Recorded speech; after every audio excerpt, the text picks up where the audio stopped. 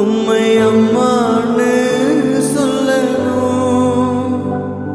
உம் தோளில் என்ன சுமந்தத பார்த்தா உம்மை அப்பான்னு சொல்லணும்.